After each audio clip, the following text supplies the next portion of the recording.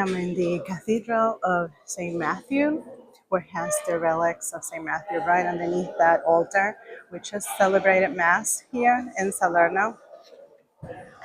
And the reason why it's so important for me, actually, is St. Matthew's was a tax collector, patron saint of accountants, business owners, and that's exactly my background.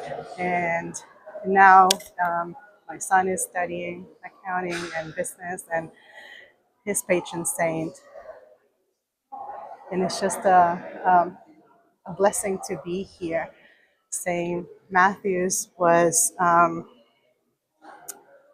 such an important apostle in his calling. Um, he said, Jesus said, I didn't come to call the righteous, but the sinners. He didn't feel qualified for that calling because nobody really wanted a tax collector to be a follower of Jesus. And sometimes I feel the same way. That's why I identify with him. I don't feel that calling to possibly work in the church. Sometimes I feel like a punching bag by those who don't agree with me. And I turned to St. Matthew because he went through a lot of the struggles from church people.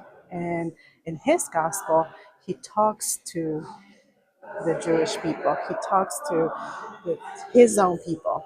And he was very harsh, very straightforward, very clear, very direct. And I find consolation sometimes in the Gospel of Matthew. And also because today is our last day, our last weekend of our liturgical year, and we start a new liturgical year next week, and we're starting our cycle A, which means we're going to be reading about St. Matthew's all year long. So I am encouraging everyone to pick up the Gospel of Matthew and to start reading about him. It's such a blessing to be here because he's a reminder of the role as a witness of Jesus' life and teachings.